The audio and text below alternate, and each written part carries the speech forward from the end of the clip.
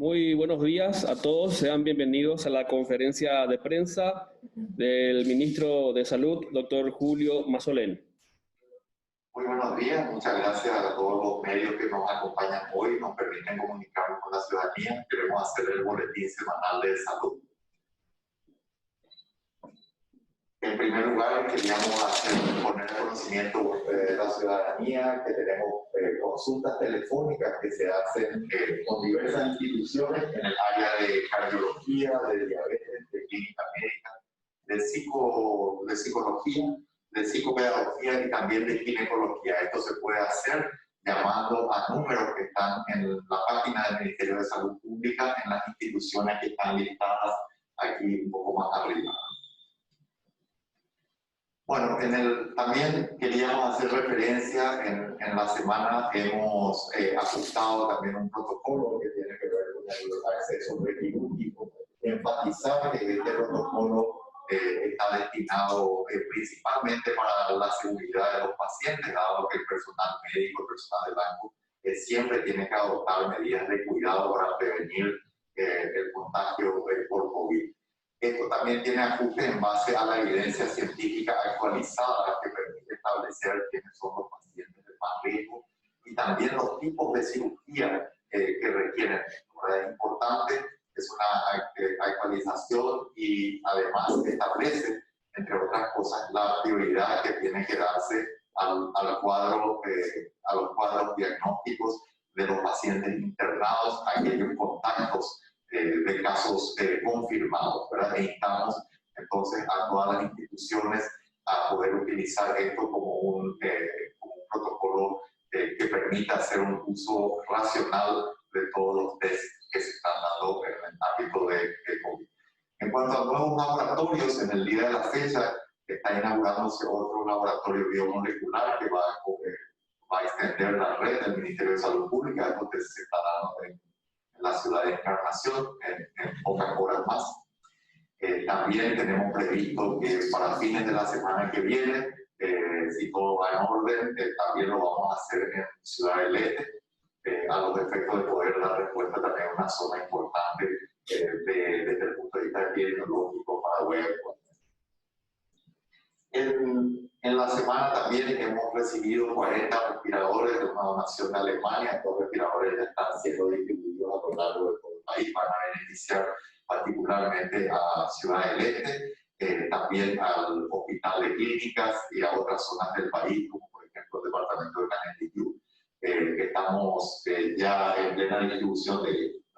También hemos recibido otros equipos biomédicos, como aparatos de rayos, y estamos aguardando también la entrega de 30 respiradores que ya tienen contrato firmado y estamos aguardando simplemente su caso de entrega. También hay otros llamados para más equipos biomédicos, particularmente respiradores, pero también de otros tipos como dispositivos también de rayos, de ecógrafos, etcétera, y otros elementos que van a ser muy importantes para el abordaje y para el cuidado de los pacientes COVID.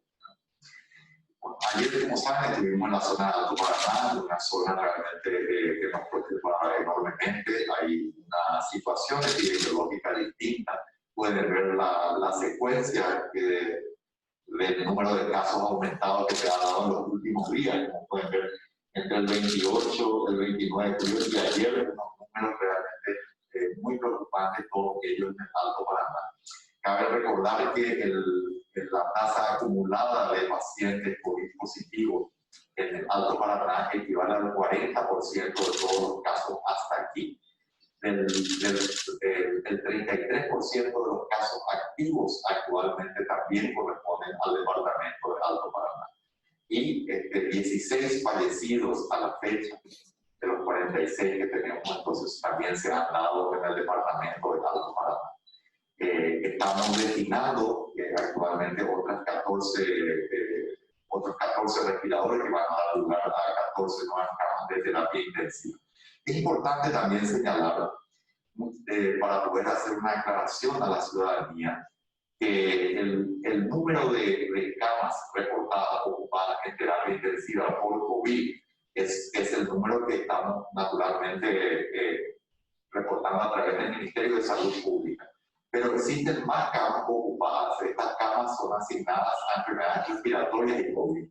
Y existe un tiempo en el cual se produce la confirmación o no de si estos cuadros corresponden a COVID o a otros cuadros respiratorios. Es así que la situación en Alto Paraná muestra una alta ocupación y una alta exigencia del sistema de salud, a pesar de que el número de camas ha sido triplicado y en este momento está siendo planificado en punto de quintuplicarla con las camas que estamos destinando ahí, e incluso otras que van a ser activadas si fuera necesario. No solamente en el ámbito de terapia intensiva, sino también de camas y lechos convencionales dentro del Hospital Regional Integrado del Instituto de Revisión Social, que es utilizado por el sistema de salud en Alto Paraná. Y que estamos trabajando en ese proceso. No obstante, todos estos números de los que existían anteriormente son los que han basamentado la necesidad del Ministerio de Salud de producir un retroceso a las fases en esa zona en particular.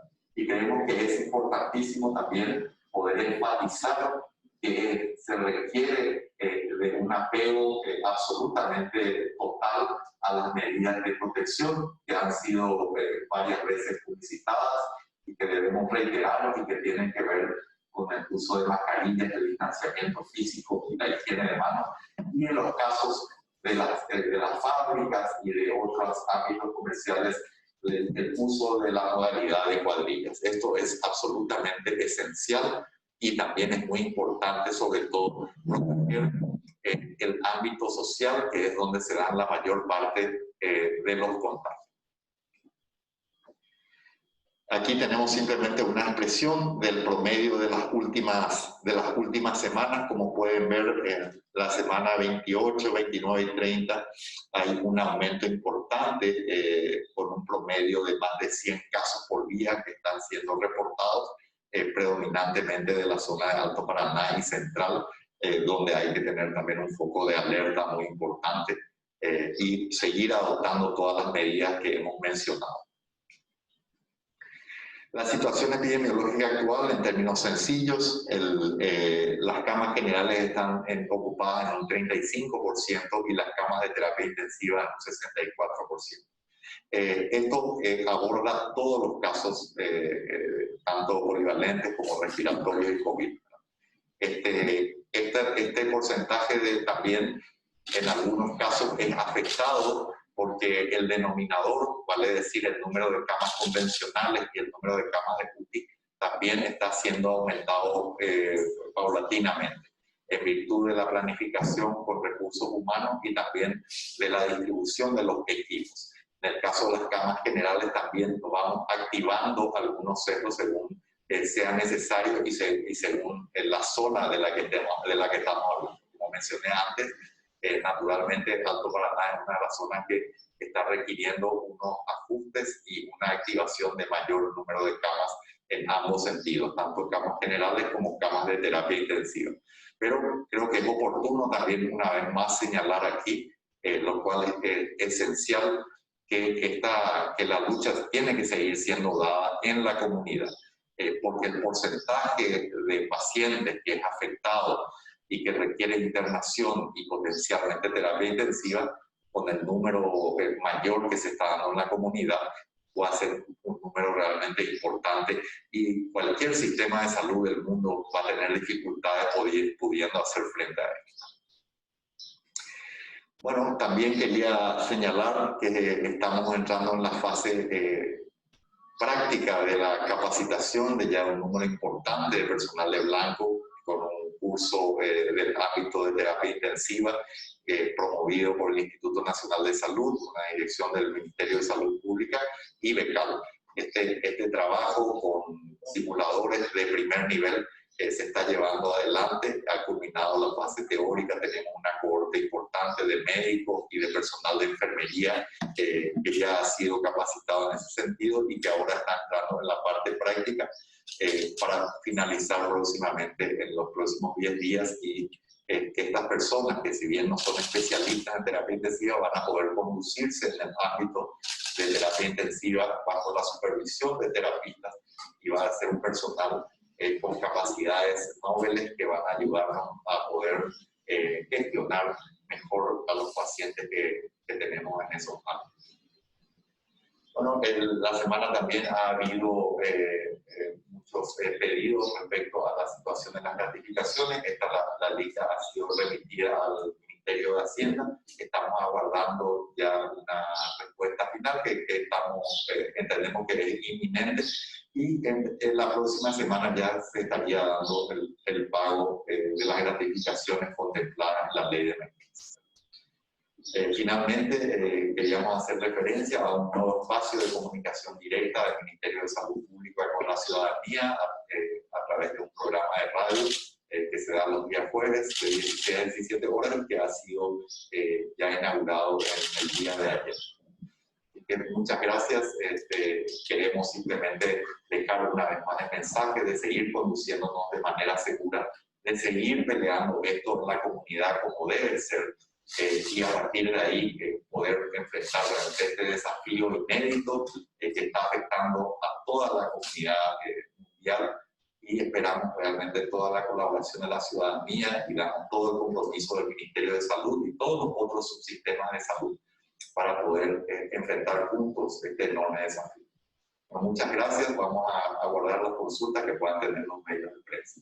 La primera consulta, que tiene que ver con Alto Paraná, ¿está en colapso en cuanto a contagiados, cantidad de médicos y enfermeras? ¿Se está pensando en un plan de contingencia? No, el plan está establecido desde un principio y está siendo desplegado en este momento de acuerdo a las exigencias. Lo que sí es cierto es que estas exigencias han aumentado en gran nivel y a gran velocidad en las últimas semanas. Es por eso que precisamente nos hemos visto obligados incluso a plantear este retroceso de fases debido al gran aumento en la comunidad. Es muy importante realmente que se siga entendiendo que hay que atacar esto en la comunidad. De cada 100 personas que son afectadas por el COVID, porcentualmente hasta un 5% pueden llegar a requerir internación y hasta un 1% puede requerir una atención en terapia intensiva. Es por eso que estos números que estamos viendo en el Alto Paraná son realmente inquietantes, y ya he citado otros que dan una idea de la magnitud. ¿Qué se está haciendo?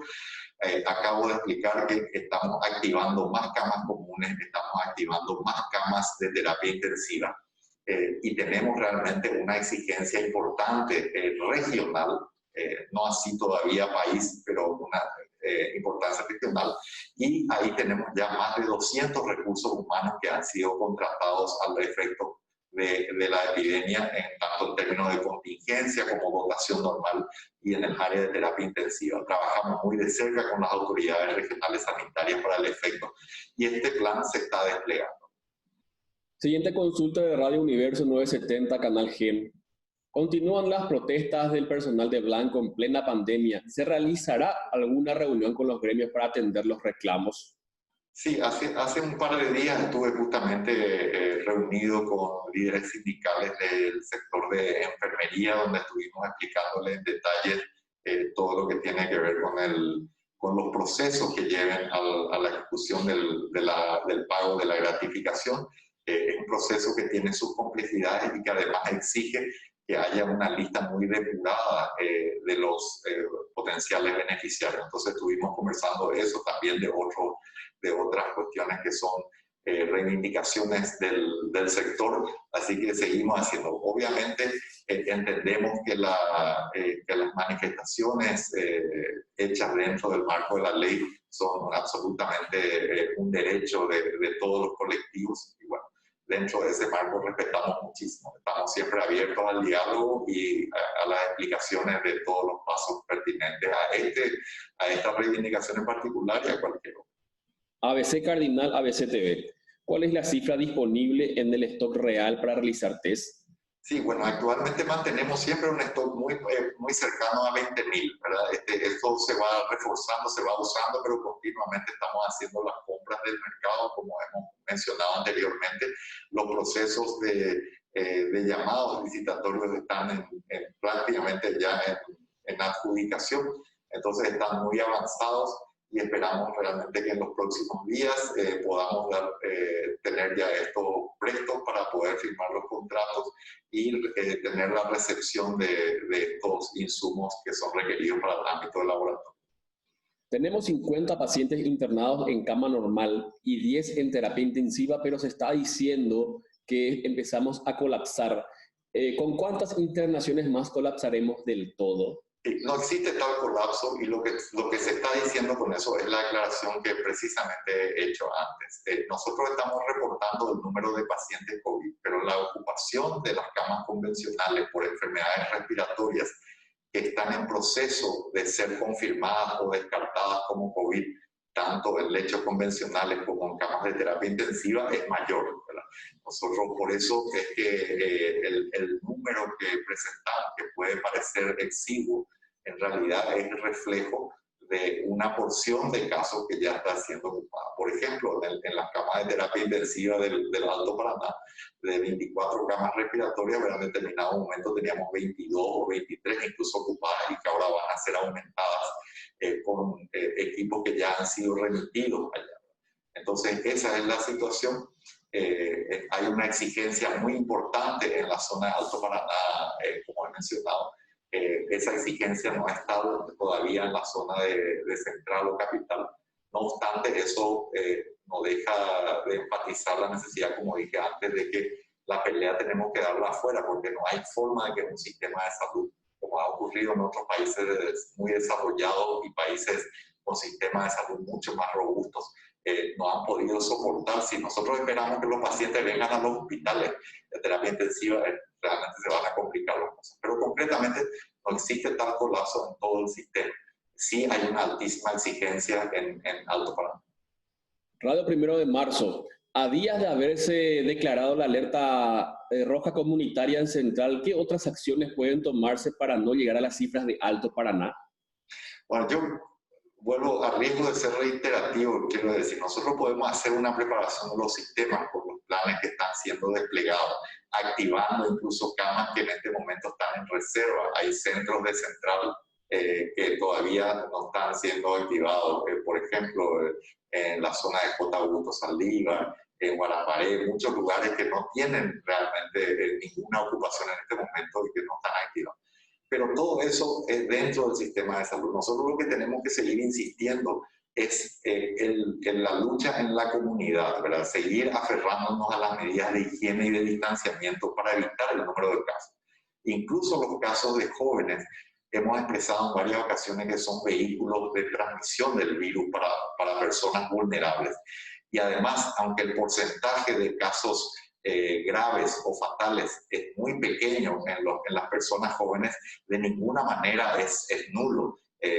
Se han dado a nivel internacional casos de pacientes jóvenes que han fallecido, aquí también con ciertas comorbilidades, pero es un riesgo que no puede ser calculado en su integridad y que no debe ser asumido por la gente porque es realmente peligroso.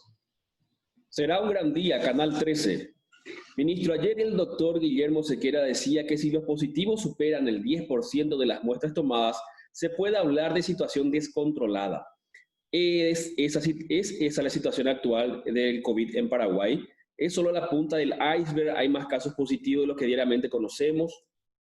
Bueno, es de esperar, como en cualquier parte del mundo, en los países desarrollados, incluso que haya un subregistro. No obstante, el Paraguay tiene una gran particularidad respecto a muchos de los países que han sufrido una versión bastante catastrófica de la epidemia, y es el hecho de que ha tenido medidas tempranas y agresivamente ha hecho el rastreo de los contactos a nivel de la comunidad. Eso nos ha permitido reducir en gran medida el subregistro, sobre todo en las últimas semanas y último par de meses, donde ha aumentado el promedio de los test, ¿verdad? Entonces, yo puedo decirles, como mencioné, creo que en el boletín anterior, que la capacidad de rastreo y de búsqueda de contactos del Paraguay está entre las mejores en proporción, ¿verdad?, de Latinoamérica. No obstante, siempre hay dificultades en ese sentido. Y lo que puedo decirles concretamente es que yo creo que el subregistro en Paraguay, si bien existe en este ámbito del COVID, es menor incluso que el de otros países que ya se han visto obligados a trabajar sobre la base ya de un sistema muy atacado por la pandemia y priorizando los casos graves o los casos hospitalarios en el rastreo y toma de muestras, en tanto que nosotros los hemos ido a buscar proactivamente en la comunidad y lo seguimos haciendo. Esta mañana el viceministro de Justicia decía en radios que solo pudieron tomar 30 muestras por día en Tacumbú, porque esa es la capacidad de insumos del Ministerio de Salud y Justicia. No tiene los recursos para comprarlos. ¿Cómo es posible que no exista la capacidad de tomar más muestras en Tacumbú a pesar del riesgo? No, esa es una afirmación equivocada. El número de test que se tomó ahí se hace en base a la evaluación técnica de la Dirección de Vigilancia de la Salud. No tiene nada que ver con el número o la capacidad. Consultas de C9N, SNT, ¿cuál es el porcentaje de ocupación de camas de terapia intensiva por otras patologías? Y si de ser necesarias, estas serían utilizadas ante el disparo de los casos. Sí, el número que presentamos es la ocupación total de las camas de terapia intensiva del sistema de salud pública, ¿verdad? Es completo, así que por todas las afecciones, digamos, eso es lo que estamos presentando en este momento. Siempre se van a hacer sobre la base de las necesidades y del mejor criterio médico, de una planificación, ¿verdad? No podemos hablar en este momento de una priorización de una sobre otra. ¿Qué medidas se toma para sacar la desaturación a laboratorios? ¿Qué muestras son priorizadas en este momento?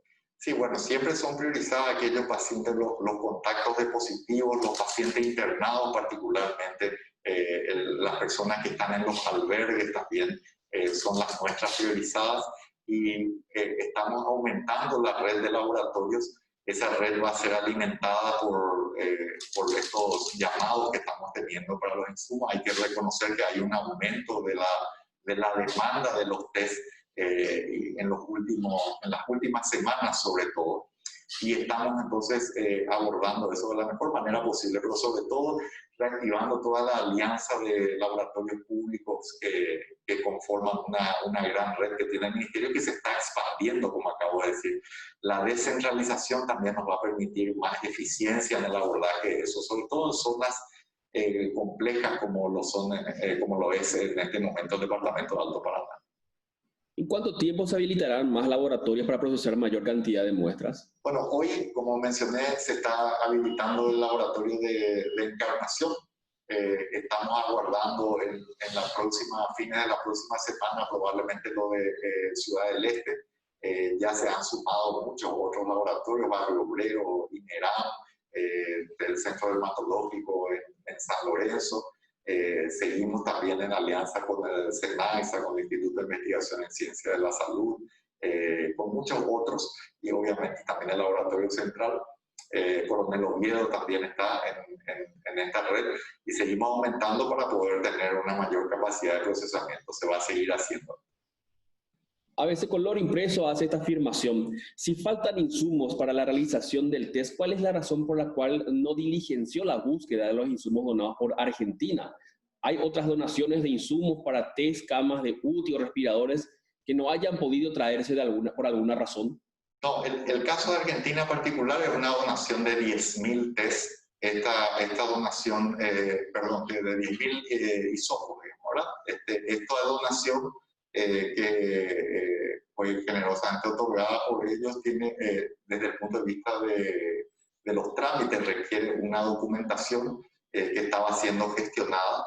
Esta documentación, que ya está en orden según me informan, ha permitido que ya en el día de hoy probablemente sean remitidas aquí estos 10.000 hisopos.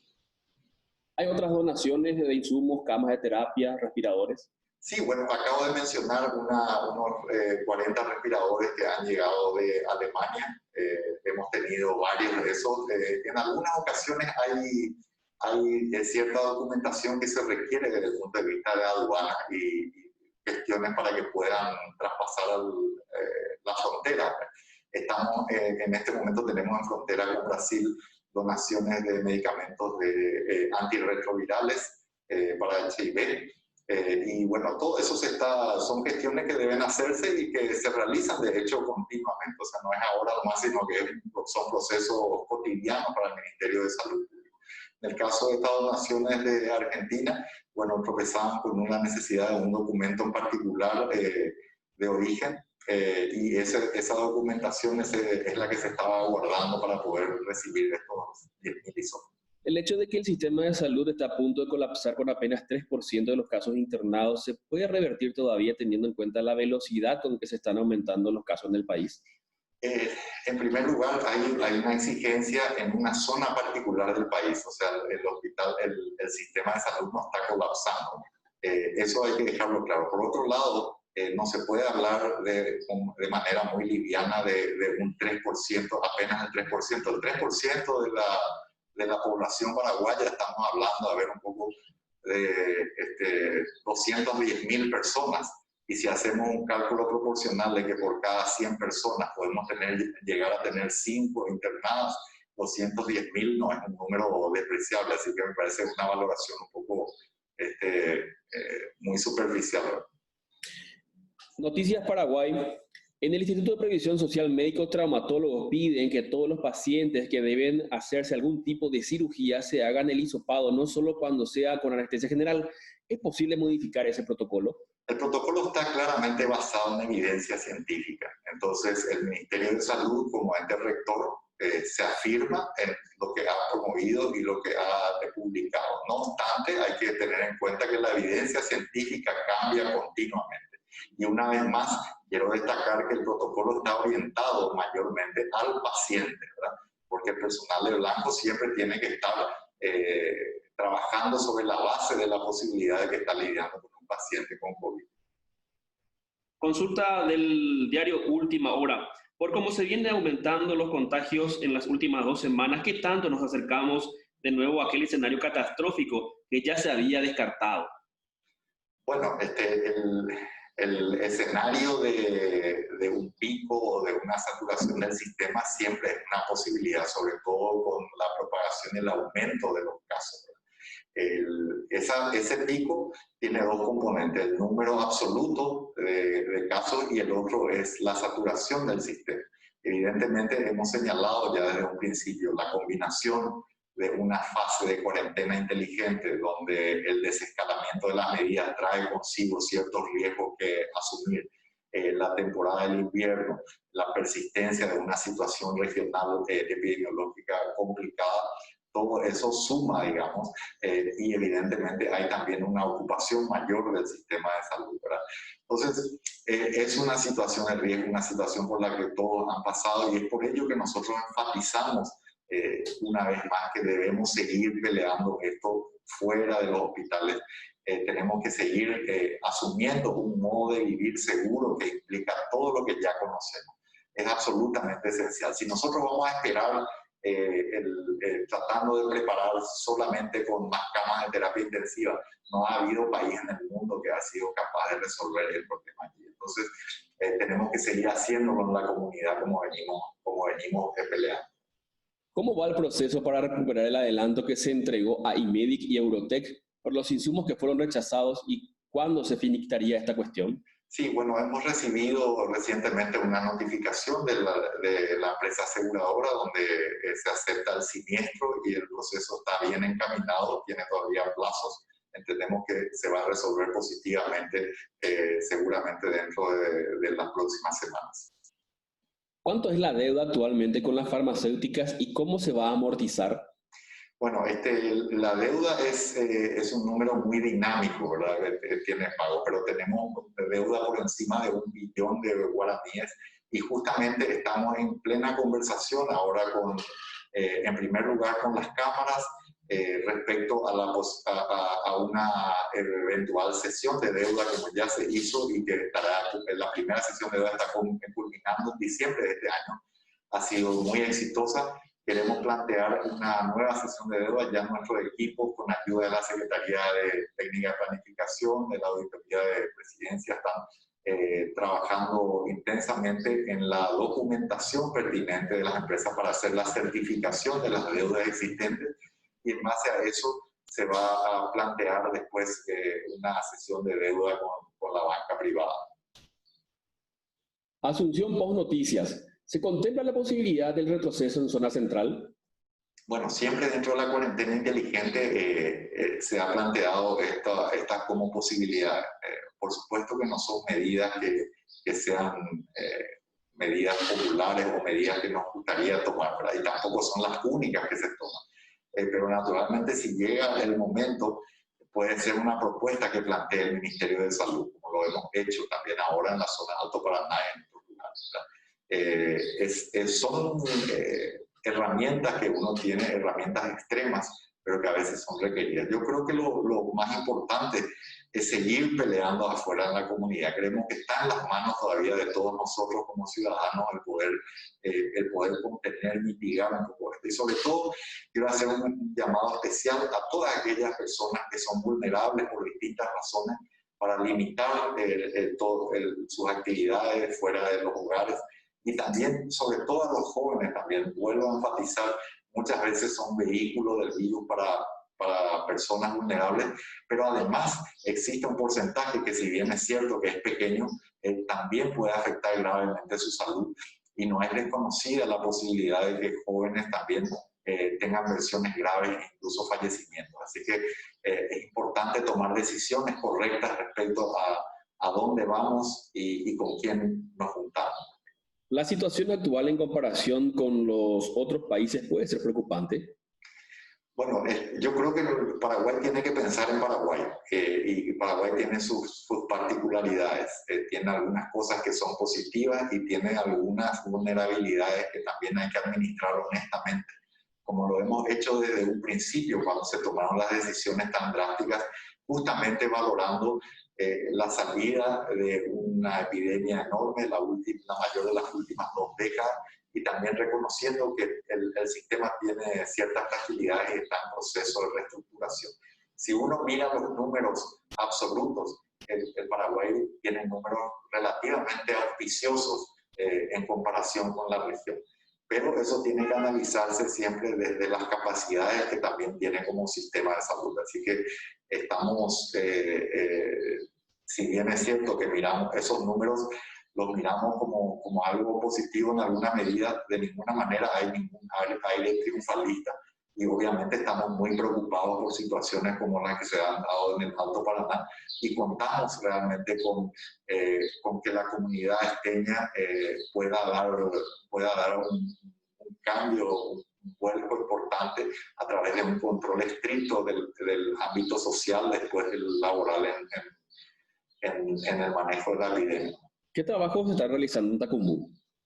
Bueno, en Tacumbú la Dirección de Vigilancia de la Salud se ha instalado ahí, o sea, ha ido a hacer la evaluación pertinente, cuidadosa de todos los contactos de los casos positivos que se han dado, de la distribución que tienen dentro de los mismos allí. Sabemos que es un área muy peligrosa en el sentido de los problemas que tienen todos los penales en términos de hacinamiento y otras cosas, ¿verdad? Pero dentro de ese contexto, la Dirección de Vigilancia de Salud ha hecho un trabajo muy detallado buscando los nexos, los contactos, y bueno, a tal efecto ha hecho las pruebas en las personas que se consideró pertinentes, y se ha hecho una separación de aquellas personas privadas de libertad que tienen vulnerabilidad y comorbilidades. Última consulta del Diario Popular. ¿Existe la posibilidad de que hoy se registre de nuevo un récord de casos positivos como ayer? Bueno, no anticipo eso en la fecha. Tenemos algunos resultados preliminares que más bien se acercan al promedio de los días previos al de ayer. Esperamos sinceramente que eso sea un caso aislado, pero obviamente la zona de Alto Paraná y particularmente Ciudad del Este realmente tienen números muy importantes, y creemos que aún con las medidas tomadas va a tomar un par de semanas para que se moderen o se mantengan en eso. Muchas gracias, ministro, por esta conferencia. Muchas gracias a todos los medios de comunicación.